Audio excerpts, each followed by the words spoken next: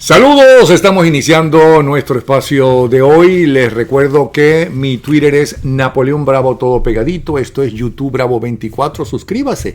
YouTube Bravo 24 es completamente gratis. Y además, le informan exactamente cuando, a la hora exacta en que aparece el programa para que lo pueda ver a partir de esa hora. Y los domingos ya sabe que puede escuchar Gente en Ambiente. Todo el domingo. Es más, el del domingo pasado lo pueden escuchar hoy. ¿Sí? El domingo pasado lo pueden escuchar hoy gracias a las nuevas tecnologías. Bueno, y vamos a empezar con humor en las redes. Dicen que el perro es el mejor amigo del hombre, ¿no? Y cada vez se quiere parecer más al hombre. Por lo tanto, hay perros valientes, perros cobardones, como Diosdado Cabello, que se meó cuando fueron a meterlo preso, pero en abril. En fin, claro, perdón. No estoy comparando a Diosdado Cabello con un perro. Por favor, que no se molesten la gente que ama a los perros, ¿no? Sino que los hay cobardes también. Y si no, vean esto.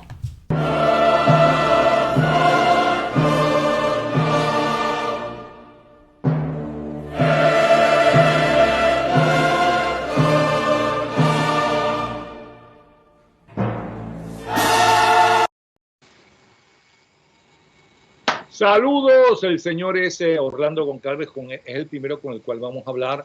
Vamos a hablar sobre qué se dice en Colombia sobre los refugiados, el dinero nuevo para los refugiados que da los millones de dólares el gobierno norteamericano, pero no se lo da al gobierno de Guaidó, sino se lo da al gobierno colombiano. Hay mucha gente que habla, bueno, qué extraño que esta vez sea así. Lo que está pasando en la frontera, las fotos que son un escándalo de Guaidó con miembros de los rastrojos, en fin, de eso vamos a hablar. Pero más adelante, déjenme ponerme la lupa de los 70 y me estoy quitando años, vamos a hablar con Carlos Ernesto Cañizales porque él es abogado y fue profesor en la Universidad de los Andes. La verdad es que para ser médico uno tiene que estudiar y muchos años y después hacer una pasantía para que no, en lo posible, no se le mueran los pacientes. Para ser ingeniero también hay que pasar por la universidad. En fin, para trabajar en la radio había que hacer no sé si todavía, había que hacer un examen que tenía que ver de cultura general, etcétera, etcétera. Pero para ser presidente, cualquiera puede ser presidente. ¿Qué coño es eso? No, no, al revés. Tú tienes que pasar por la universidad para que no se caigan los edificios si eres ingeniero, para que no se te mueran sin necesidad los pacientes si eres médico. Pero si tú no sabes nada, no sabes gobernar, no sabes cómo es llegar a acuerdos, no sabes cómo es la burocracia, no has estado nunca, por ejemplo, porque además no se pide ni siquiera una alcaldía o una gobernación, ¿cómo es que vas a gobernar y vas a aprender con el tiempo de los demás? De eso vamos a hablar con Carlos Ernesto Cañizales. Efraín Cruz con las noticias, Gustavo Díaz con el dólar arrechamente soberano que está acabando con todo. La Wicca nos mandará para la luna o más allá y eso es lo que tenemos para ustedes. Aquí tenemos a Orlando Goncalves. Lo obligamos porque nunca escuchó el programa desde el principio, solamente se ve él, ¿no? Esos son los egos. Pero bueno, te estoy echando broma, él es muy paciente conmigo. Bueno, cuéntanos qué pasa en Colombia. ¿Qué se dice, por ejemplo, de la frontera? Bueno, de la frontera hoy aparece una noticia de una ONG con base en Cúcuta que publicó esta mañana muy temprano unas fotografías donde aparece Juan Guaidó con algunos líderes de las bandas de los rastrojos. La tesis de esta Caramba, fundación esos son los paramilitares. son paramilitares. La tesis de esta Perdona, fundación vamos a es aclarar. que Tan asesinos, ¿no?, como los guerrilleros de la extrema izquierda, como el ELN y el FN. Okay. son bandas criminales al margen de la ley. Entonces, el tema es que la tesis de esta fundación es que estos personajes ayudaron a Juan Guaidó a cruzar la frontera en febrero cuando se hizo aquel famoso concierto en Cúcuta. La Policía Nacional ya certificó que las fotos son auténticas y que las fotos son efectivamente estos señores. Sin embargo, ya está en todos los medios colombianos el tema y la discusión de si ayudaron o no ayudaron. El embajador venezolano en los Estados Unidos, Carlos Vecchio, declaró diciendo que eso no es así, que ellos no ayudaron, que no se sabe de dónde salieron esas fotografías. Aquí hay dos hechos importantes a mi manera de ver. Uno, la Policía Nacional de Colombia dijo sí son los cabecillas de la banda Los Rastrojos. Entonces, Cabecilla. cabecillas, o sea, Pero los yo te iba a líderes. decir, bueno, eso pudo haberse, se pudieron acercar como se acerca un gentío para No, sacarse una foto con él y no tenía por qué saber que esos eran unos delincuentes. es correcto. Tampoco tenía por qué saber que son los cabecillas, pero por el amor de Dios, alguien de su equipo, es más, hay unas declaraciones de un concejal que dice que fue un concejal de Cúcuta que lo recibe en la frontera a través de la trocha, que lo recibe junto con Marrero, y dice que estos personajes no estaban con Juan Guaidó, pero repito, alguien colombiano, alguien de su equipo de seguridad debido poderle advertir, hey, cuidado con esto, pero es un tema que va a dar tela para que cortar. Este es el primer hecho.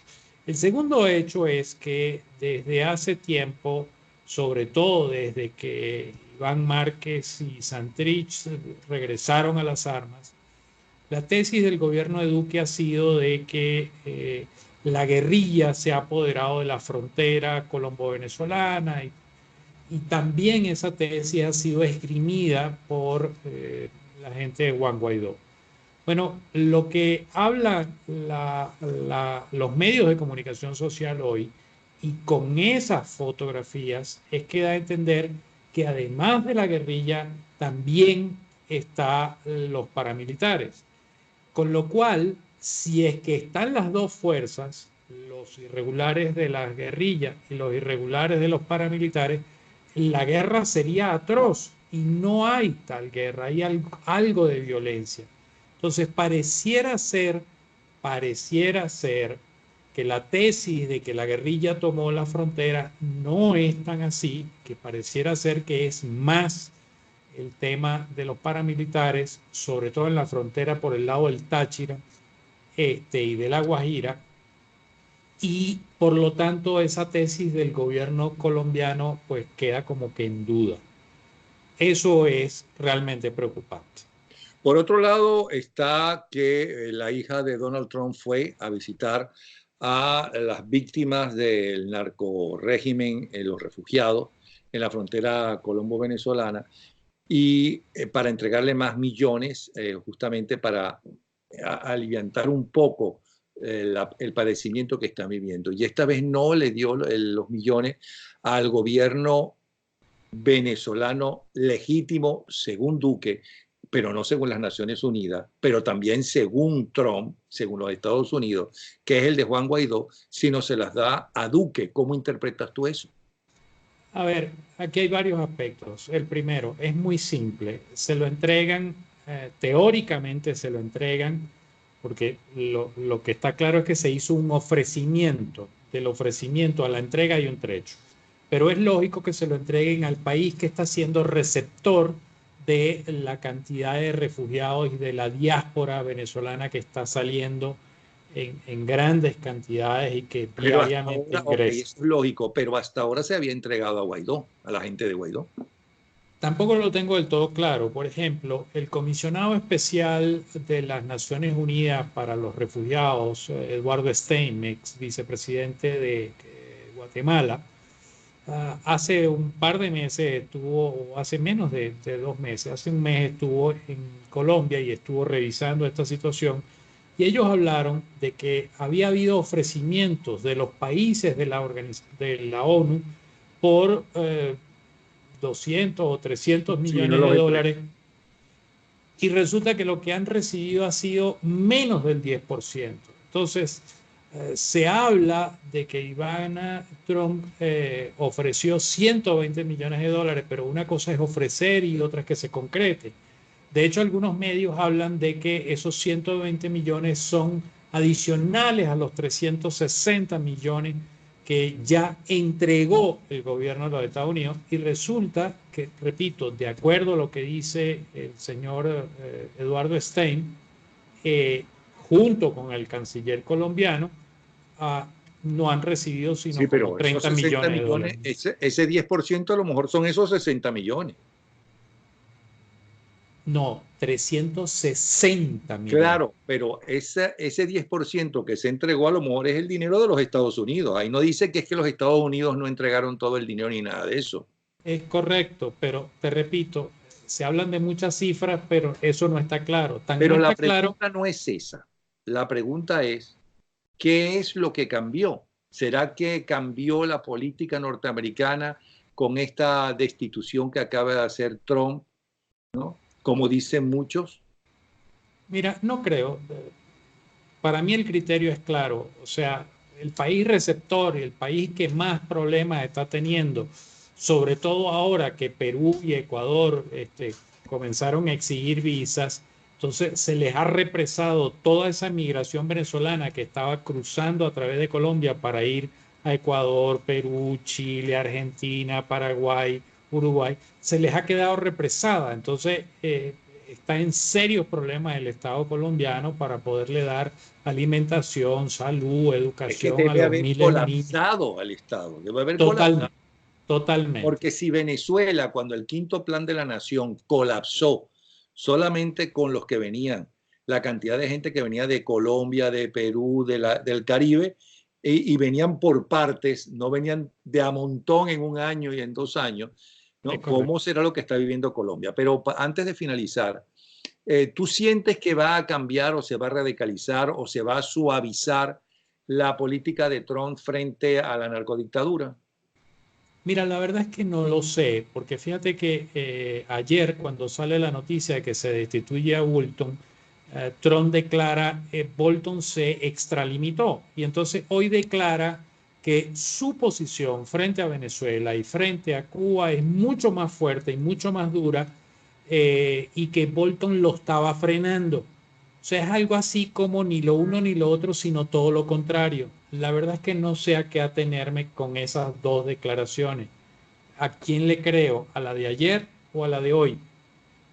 Evidentemente, como venezolano, quisiera creerle a la de hoy, quisiera creerle que él va a tomar más acciones que ayuden a debilitar y a desplazar al régimen, pero no lo tengo claro.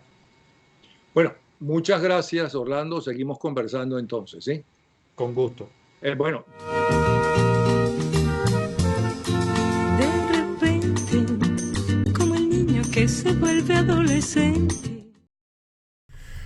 Bueno, les presento a el doctor Carlos Ernesto Cañizales Sánchez. Él es profesor jubilado de la Universidad de los Andes, de la Facultad de Derecho, y además empresario. ¿Qué remedio le queda? Demasiado talentoso es que puede ser empresario en apenas 4 años que lleva aquí en los Estados Unidos. Él acaba de publicar un libro, tanto acaba que todavía es mañana que va a salir, que se llama El ataque del demandante, o sea, la demanda. ¿Por qué se viene de Venezuela? Si en los Andes está la cosa un poquito más tranquila. Sí, bueno, me vengo de Venezuela en primer lugar porque creo que es lo que impulsa a cualquier venezolano a salir y dejar su terruño, como lo es la familia. Analizando un poco la situación en nuestro país, pues tú como buen padre debes considerar que a lo mejor, lamentándolo mucho, no puede ser el mejor terreno para poder levantar unos hijos, que todavía me toca y tengo la responsabilidad de hacerlo. Y ¿Por qué edad tienen? Pues el menor tiene 15 años, tiene en mente ser futbolista, pues mi familia también, mi papá fue fundador del Estudiantes de Mérida y he vivido siempre en el deporte, todo tipo de deporte, y mi hijo quiere ser futbolista, y entonces vine para acá justamente porque comenzara sus estudios como actividad primordial, pero le ha gustado y como tiene una voluntad muy férrea y una convicción de su meta, pues son de esas cosas que nosotros los padres no podemos desvanecer de la mente de los hijos cuando las tienen ya inculcadas de la manera como él la tiene. Entonces no me toca más que además es lo peor apoyar. que puede hacer un padre. Sí, ¿no? claro. me toca apoyarlo. La inclinación del Sí, hijo. Ajá. aunque no sea de repente... Porque después le amargan la vida completa. Ah, sí, en parte es eso. Después también tengo mis otros hijos que ya son profesionales. Tengo uno aquí que está terminando la carrera de piloto de aviación. Tengo otro que es abogado y tengo una politóloga que justamente se graduó en Maracaibo. Pero así todo usted tuvo que empezar aquí a limpiar piscinas. Sí, así es correcto. Eso es correcto. Cuando llegué aquí a los Estados Unidos, pues lo primero que hay que hacer es buscar un medio que te permita vivir aquí honestamente. Y la forma como yo conseguí es el negocio del servicio de limpieza de piscina. Porque es un negocio que tú lo empiezas y a los 30 días después que tú lo adquieres, estás pudiendo obtener los ingresos correspondientes. Lo tiene en Miami. ¿Por qué no da el teléfono y así aprovecha esa gente de Miami que nos está viendo para llamar, para pedir sus servicios? El teléfono es 646-709-7297. Repítalo otra vez porque ustedes hablan muy rápido. Como buen andino. 646-709-7297. Antes de finalizar, que sus últimas palabras sean de nuevo, ¿no? Decir ese teléfono. Aunque lo bueno de que nos están viendo YouTube, que no es un canal abierto como era antes, que tenías que ver un programa a una hora determinada, ¿no? Y solamente lo podíamos ver esa vez. Aquí lo pueden ver a cualquier hora y pueden parar, echar para atrás y demás, pero vamos a repetir eso.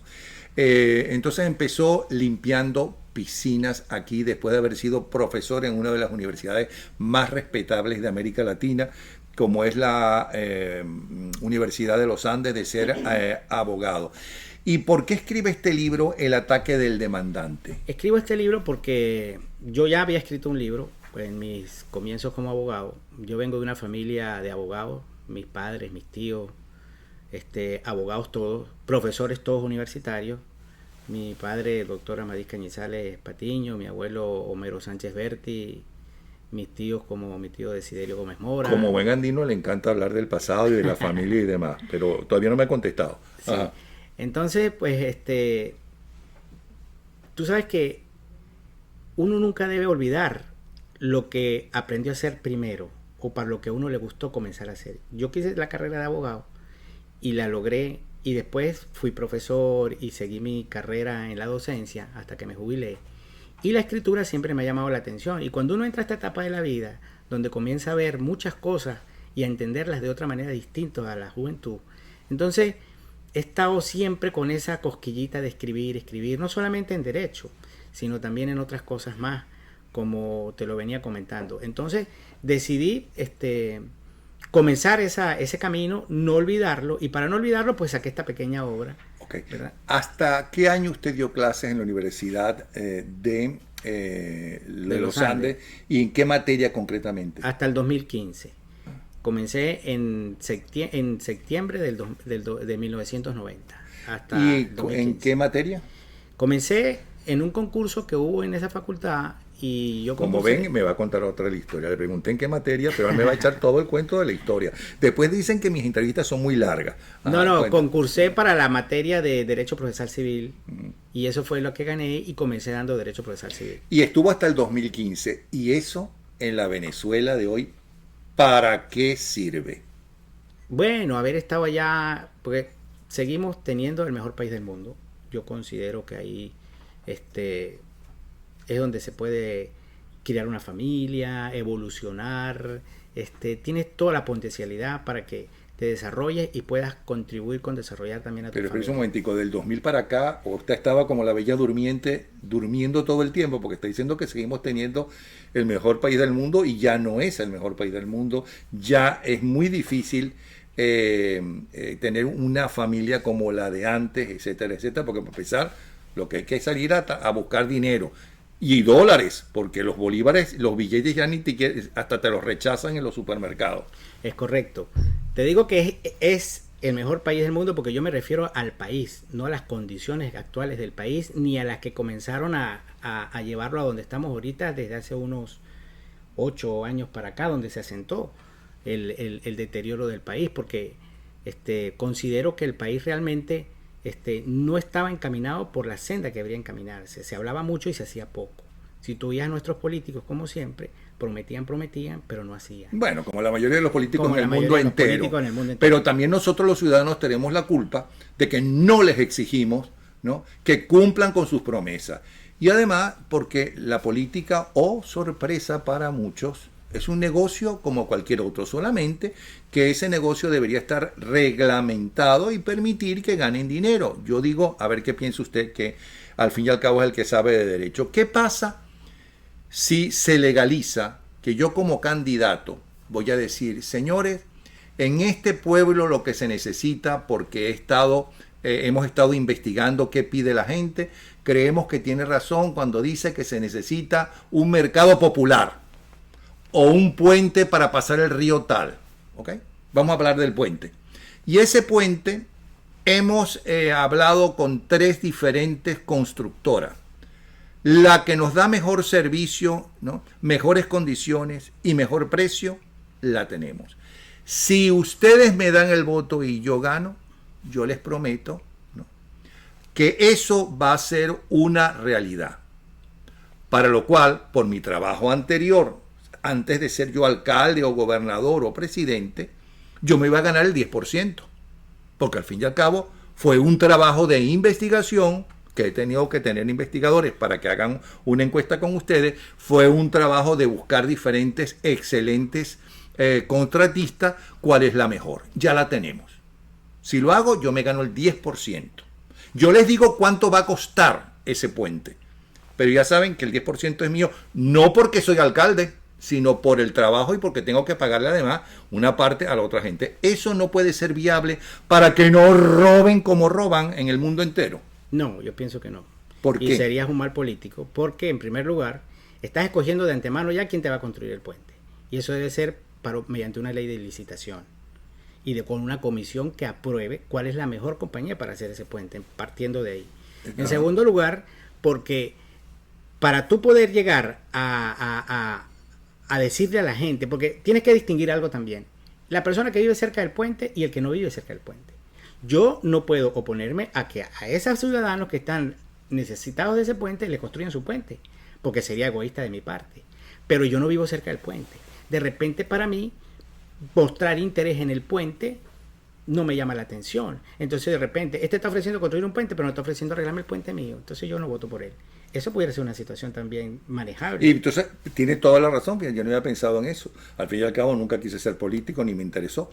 Pero, ¿cómo se soluciona el problema de que la política no sea un negocio como es? Mira, el problema se soluciona muy sencillamente. En primer lugar, preparar a nuestros políticos mediante las carreras.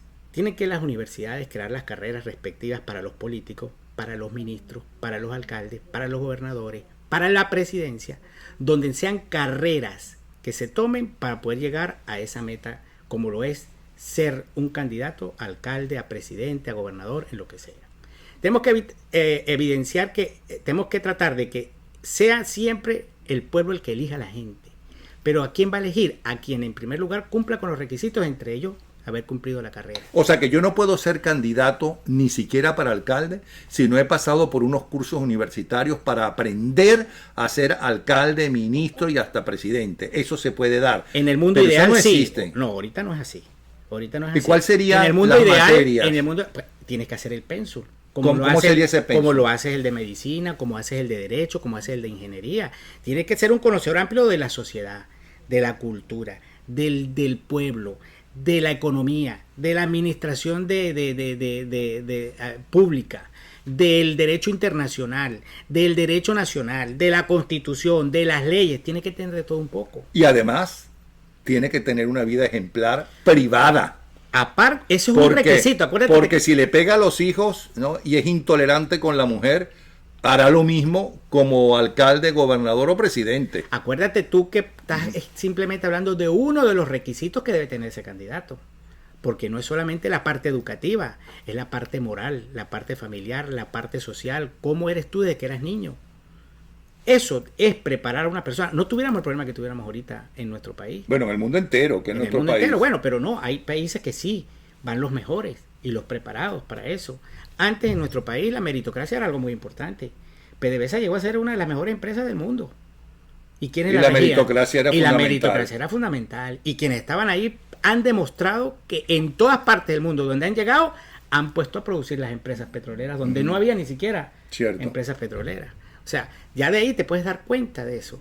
Casi todos los venezolanos, hasta el simple bodeguero, es un empresario. Sabe cómo llevar su bodega.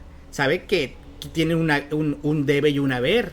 Y que tiene que tener un haber para poder comprar y vender y funcionar. Eso Bueno, es eso elemental. tiene usted razón, porque fíjese, para ser médico, ¿no? Tú tienes que estudiar X cantidad de años, no sé si 5 o 6, creo que muchos más, y además hacer una pasantía luego fuera de la ciudad en donde se necesita ese tipo de gente, para que en lo posible no se le mueran, ¿no?, los pacientes. Para ser ingeniero, exactamente lo mismo, para que no se les caiga el edificio. Pero para ser presidente puede ser cualquiera que hable bien o que herede la presidencia, como es el caso de Maduro, que la heredó, ¿ok?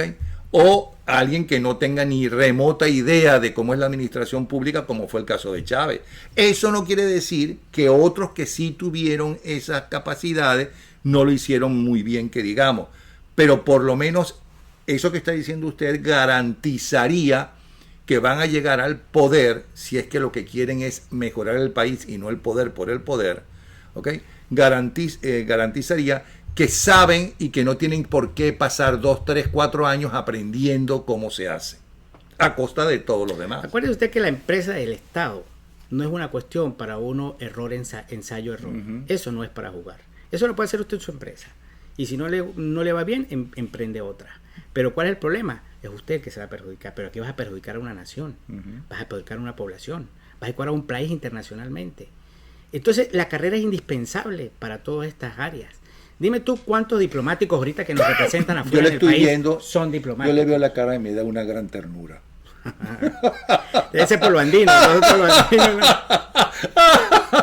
Ojalá fuera así, pero teníamos que haber puesto la música de Disney. La, ra, ra, ra, ra, ra, ra. No, pero ojalá sea así, pero no es idílico. no, hay que pelearlo. No, y es factible. Y no es más nada. Simplemente que busca la independencia de los poderes, ¿verdad? Pon gente preparada que no con todos estos requisitos por lo menos comiencen a enderezar. ¿Y cómo buscamos? Vamos a ver, en el gobierno que venga, que va a ser, esperemos, sea un gobierno realmente que piense que la economía es fundamental, que el trabajo es fundamental, que la educación es fundamental, etcétera, ¿ok? Y que sea un gobierno democrático, todos esos valores, ¿no? Creo yo, de la clase media en especial. Vamos a suponer que vamos a tener eso. ¿Cómo usted va a lograr que haya independencia de poderes en un país donde el presidente es el máximo jefe de las armas, por un lado?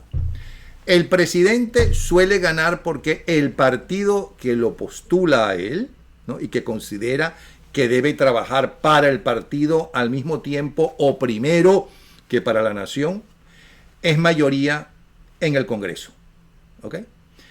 Y que la justicia está dividida en esa época entre adecos y copellanos, ¿no? Y luego metieron al MAS. Eso no es una democracia, no hay independencia de poderes. ¿Cómo va a hacer usted para que, para empezar, el presidente, cuando llega a Miraflores, vamos a suponer, ya no es el presidente de COPEI, de Primero Justicia, de Vanguardia Popular, sino de todos los venezolanos, y que tiene que escoger entre los mejores, estén o no estén en su partido? Por cierto, cosa que hacía Pérez Jiménez. Pérez Jiménez, que era un dictador, claro, no escogían los ministros que estaban atentando contra él o conspirando contra él, pero si no estaban conspirando contra él, no importaba lo que pensaban, lo que tenían que ser es los mejores en su especialidad como ministro.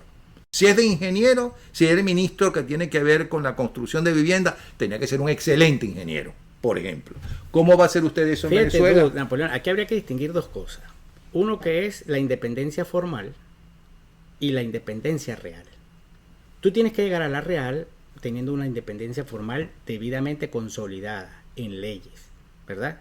Yo te decía hace rato lo de la ley de licitación. Esa ley existe, lo único que la apartaron. Tenemos que empezar por recuperar un poco de leyes. Pero fíjate tú algo, sin ir muy lejos en este país, ¿verdad? Aquí hay independencia formal de los poderes. Lo único que cabría es preguntarse si existe la real o no. no me atrevería yo a opinar en relación con este país porque no estoy llamado a eso ahorita. Pero por lo menos en Venezuela. En Venezuela existe independencia formal, no la hay. Independencia real, menos, porque no puedes llegar a la real si no tienes la formal. No tienes el camino, la senda que seguir para llegar a la real. Entonces yo te pregunto algo y me disculpas que te respuesta parte de tu pregunta con una pregunta que no es correcto. Dime tú, ¿cómo harías tú ahorita para justamente asegurar esa ruta que tenemos que ir? ¿Cómo la comenzarías? ¿Es suficiente una sola persona o es necesario una junta que gobierne de aquí en adelante y se pueda poner en práctica a comenzar a labrar ese camino? ¿Y qué tipo de junta? ¿Cómo escoges a los miembros de esa junta? Bueno, es donde yo voy. Pero es más riesgoso escoger a uno o a varios. No. ¿Cuántos hay más chances que se equivoquen, uno o varios?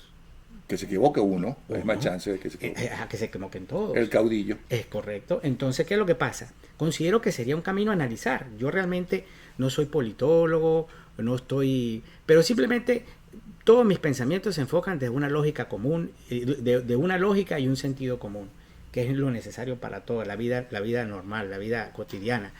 Si tú estás observando y viendo todo y estás pendiente, yo me acuerdo mucho una vez una anécdota con un amigo mío, tú debes haberte acordado del rector de rectores, don Perucho Rincón Gutiérrez. Sí, ¿cómo no? El rector de rectores. Muy amigo de mi padre, muy amigo mío, lo quería mucho.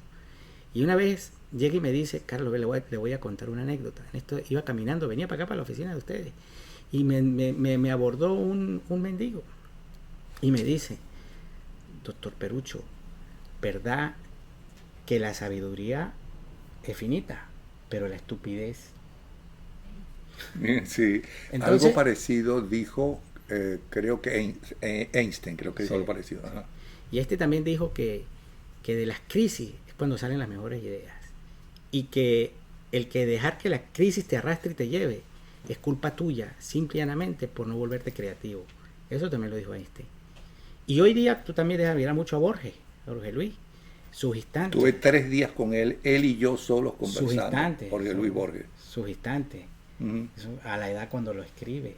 Uh-huh. Cuando llega y dice que si volviera a nacer, viajaría más por calecita, disfrutaría más de parques, jugaría más con los niños, sería hasta menos higiénico, en fin, viajaría más, no llevaría en la maleta un paracaídas, un paraguas y todo, viajaría más ligero, todo. Entonces, si tú te pones a ver, de eso es que consta, ¿no?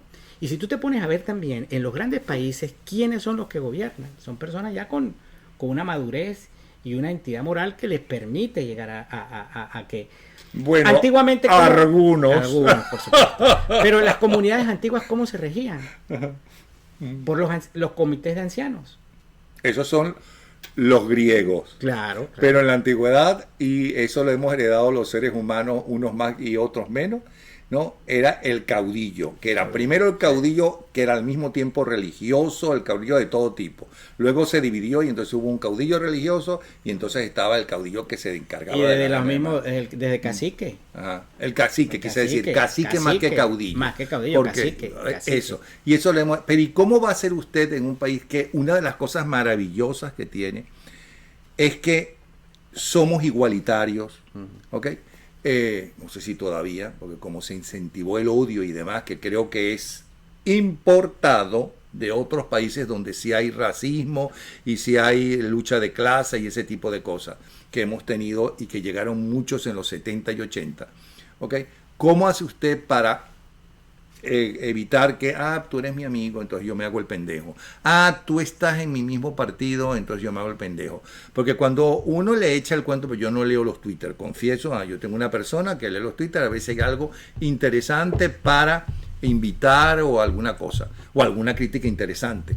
No esos insultos que le echan a cuanto el dirigente hay, como si los conocieran para empezar, y como si ¿cómo se llama? Y a mí me parece cobardísimo eso de estar llamando a cualquier cosa, insultando a una persona con un seudónimo, ¿no? Inclusive con su nombre, y ser un total desconocido. Dice, bueno, pero tú le estás llamando ladrón, pero ¿dónde están las pruebas de que es un ladrón? Pero bueno, ok, eso es otra cosa. Eso es pero eso es la antipolítica. Claro, la antipolítica es justamente tú hacer política descalificando al otro, pero no poniéndote un programa a la mano para corregir las cosas que están mal. Claro, pero ¿cómo hace usted para evitar ese tipo de cosas? Que por cierto, una de las cosas buenas del mundo actual, ¿ok?, es que cada vez hay menos clubs, menos partidos que esconden a sus vagabundos.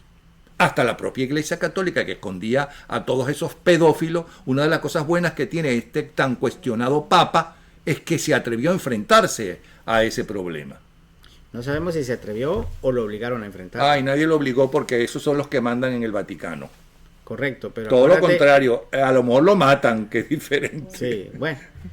Pero es que Eso es lo que dicen, que son los que mandan Sí, en el Vaticano. Gente que ha trabajado allí. Ok. sí. ¿Cómo hacerlo? Mira, no depende de una sola persona. Depende son de ideales y de valores. Tenemos que partir de ahí. Yo tuve la fortuna de estudiar en colegio salesiano y en la Universidad de los Andes. Pero tuve la mayor fortuna de tener un padre y una madre excelentes que me enseñaron lo que era bueno y lo que era malo desde un principio. Y lo que eran los valores. El amor al prójimo, todos los valores que deben sembrarse en una familia. ¿Qué es lo que está pasando en nuestra cultura generalmente? Porque fíjate tú, Sí, pero no se quite usted también los méritos. Porque yo conozco a un narco, ¿cómo se llama? Esos que asesoran a candidatos y demás, ¿no? Que tuvo una excelente educación, que tuvo unos excelentes padres, aunque él siente que su padre lo odia, ¿ok? Y tiene toda la razón si sabe quién es él, cómo es realmente su hijo, ¿no? Que estudió una carrera, por cierto, de psiquiatría, aunque hay muchos psiquiatras que ellos estudian psiquiatría para sus propios problemas. Ahí está el que fue rector de nada menos que la Universidad Central de Venezuela, como acabó el Mundo Chirino. Se parece mucho al Mundo Chirino y tiene la misma personalidad. Y es un sinvergüenza. O sea, tuvo buenos padres, tuvo buena educación y demás. También es el mérito de la persona, también es su mérito, no solamente el de sus padres. Claro, si sus padres le hubieran dado un mal ejemplo, pues se justificaría más que usted también sea un mal ejemplo para sus hijos.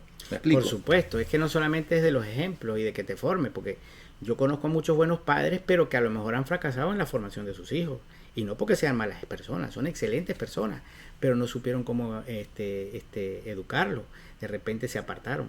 Porque fíjate tú, yo te lo comentaba hace rato, el venir para acá me ha hecho cambiar la vida bastante grado. ¿En qué sentido? Hoy hago una vida más familiar de la que podía llevar en Venezuela. Venezuela estaba pendiente de mi negocio, de la universidad, de todo, y escasamente veía a mis hijos y todo cuando llegaba a la casa en la noche, cuando todo el mundo está cansado. Pero acompañarlo al colegio, llevarlo al fútbol, estar pendiente de él, enseñarle fútbol, enseñarle algo, eso muy poco lo estamos haciendo. Pero eso es cuestión Porque nos de país disgrega. o es cuestión de su No, edad. Porque es cuestión- si en algún sitio los padres, ¿ok?, no atienden a sus hijos en líneas generales, ¿ok?, estamos hablando de la sociedad norteamericana, es aquí. Si en algún sitio la gente vive para trabajar de lunes a domingo, mucha gente, es aquí. Nosotros tenemos la formación de los pueblos del Mediterráneo que vivimos, o sea, trabajamos para vivir. Y eso es correcto. Ahora fíjate algo, volviendo a la pregunta. Si tú tienes a tu hijo, ¿verdad?, que le diste buenos ejemplos, eres excelente persona, pero no lo encaminaste por el camino que es, como debe ser, con los instrumentos necesarios para que él llegue a donde tú quieres que él debe llegar, que es su meta propia, pero que tú lo ayudas y colaboras con él, tienes que tener presente que, claro, las divisiones que tú me estás llamando también pueden ser genéticas, ¿no? Que aún veniendo de unos buenos genes, de un buen padre, una broma, tiene un cortocircuito por ahí metido. Bueno, de vez en Villamar, cuando. usted puede tener Porque tres hijos. ¿cómo Uno es explicas? ladrón y los otros dos son Es buenos. correcto. El padre no tiene la culpa de que el hijo robe. ¿Cómo lo explicas? Ajá. ¿Cómo lo explicas? ¿Cómo se explica? O sea, Las malas compañías posiblemente, cuando en el colegio, en la calle, sí, en la sí. universidad. ¿Cómo explicas tú estas matanzas aquí? No, esto de aquí es increíble. O sea, sin sentido y sin justificación. Pero más ninguna. de uno va a decir, bueno, y entonces esos radicales islamistas que son unos asesinos y demás, ellos también matan. Es diferente esos asesinos a los de aquí. Explíquenos cómo. Pero fíjate tú una cosa, aquí se encargan, o sea, se preocupan porque no entren las personas indeseadas. Pero si tú te pones a ver cuenta, la mayoría de las matanzas aquí ha sido con gente que está aquí Claro. adentro. Claro. Y te pregunto, la mayoría de las matanzas aquí han sido por musulmanes No, por blanquitos o norteamericanos. o por latinos, ¿no? Tampoco, por Entonces, blanquitos norteamericanos. Correcto. Entonces, son cuestiones que es el Pero ¿por lenguaje qué? manipulador que de repente Ok, puede pero utilizar un político. ¿Cómo usted interpreta eso? Mira, algo está pasando con la sociedad, hay que hacer un análisis de cada sociedad, en qué se está fallando, en qué se está haciendo. Ahí está el problema de las armas.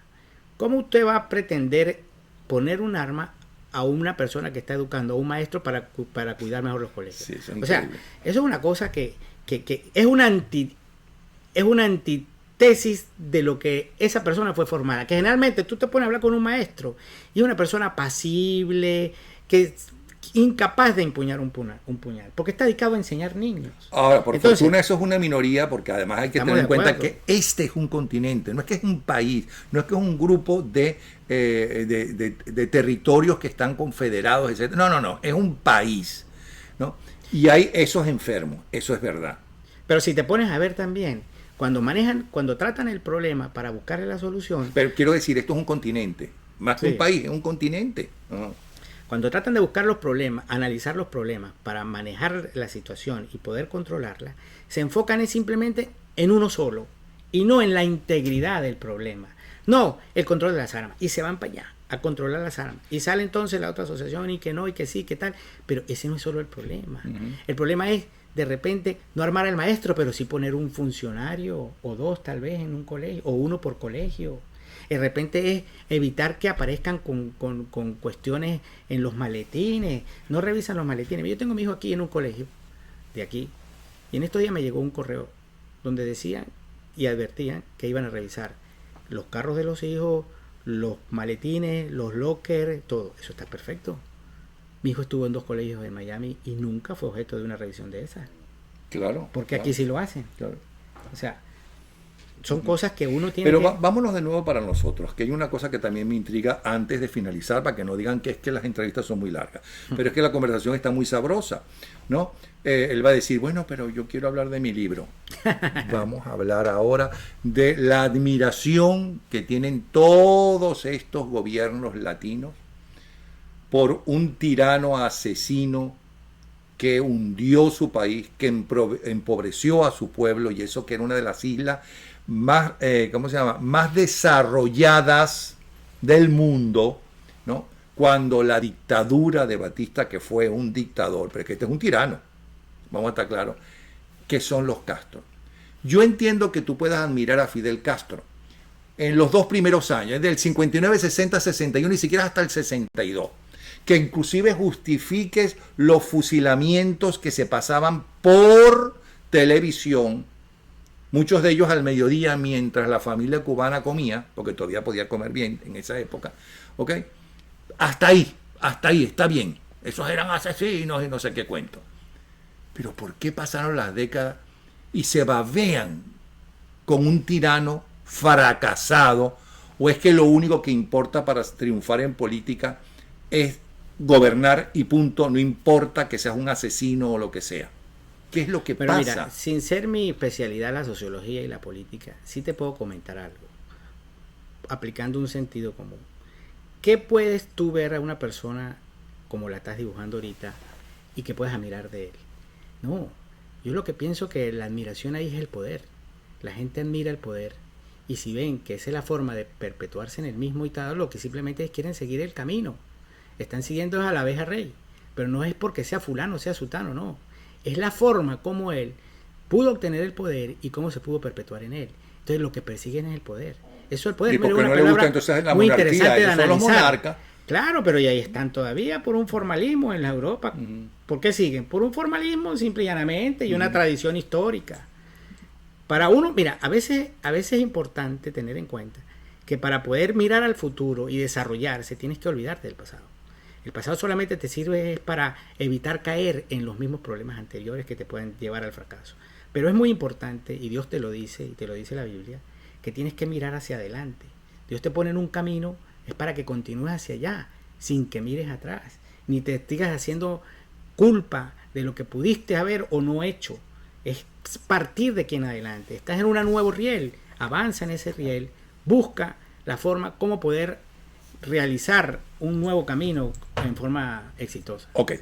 El ataque del demandante, la demanda, ¿dónde la gente lo puede conseguir? En Amazon. Vamos a comenzar a ver si lo podemos poner en Amazon. Eso es una obra. Mi padre comenzó a hacer el desarrollo de su obra para aportarla a la Facultad de Derecho y yo quiero continuarla, ¿verdad?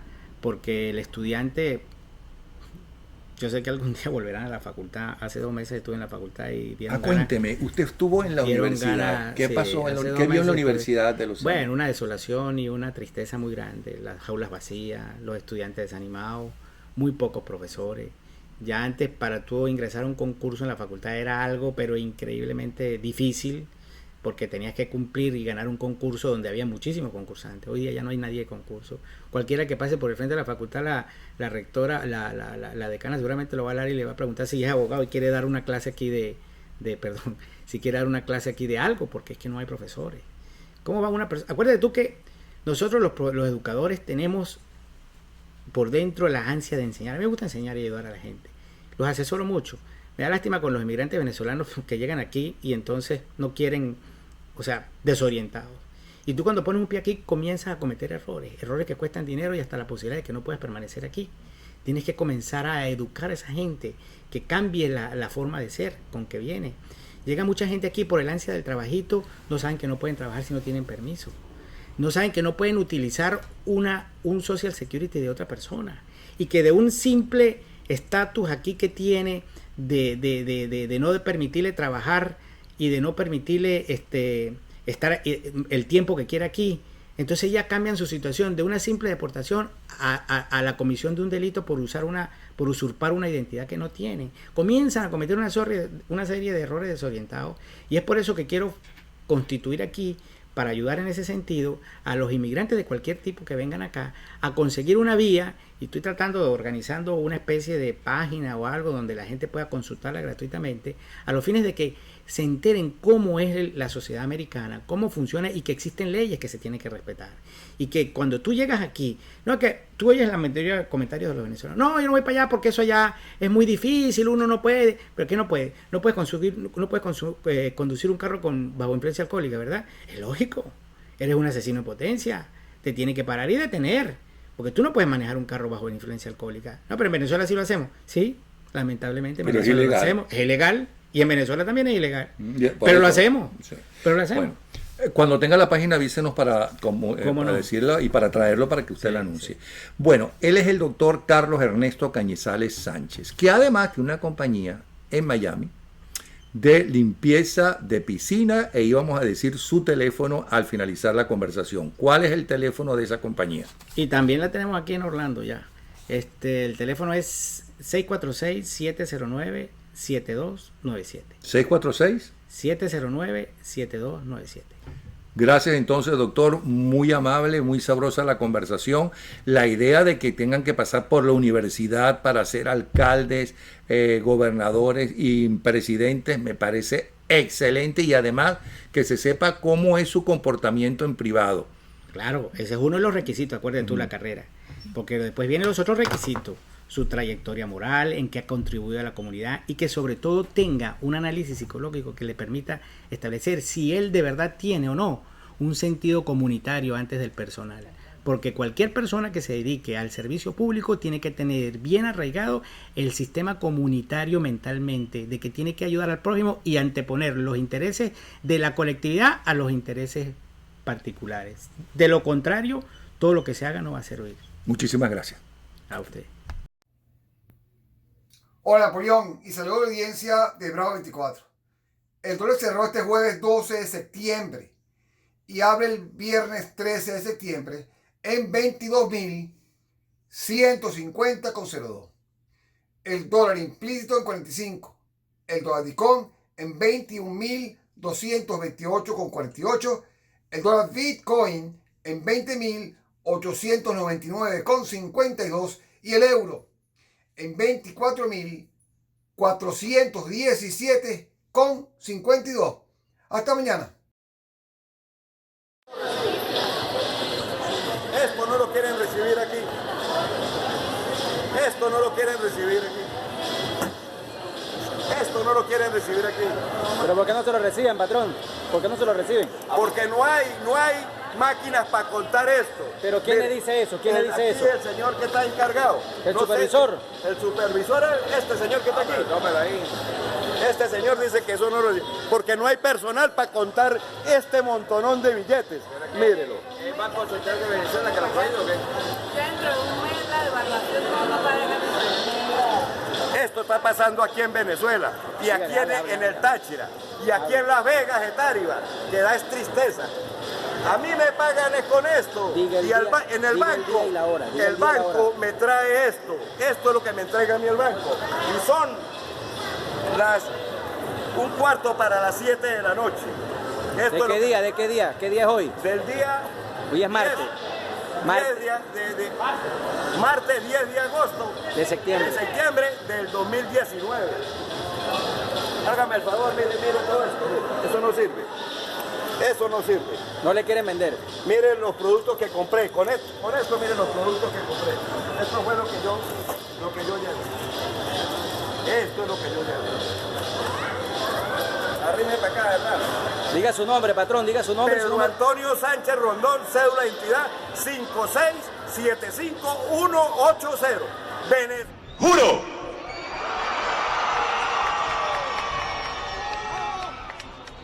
Asumir formalmente las competencias del Ejecutivo Nacional como el presidente encargado de Venezuela.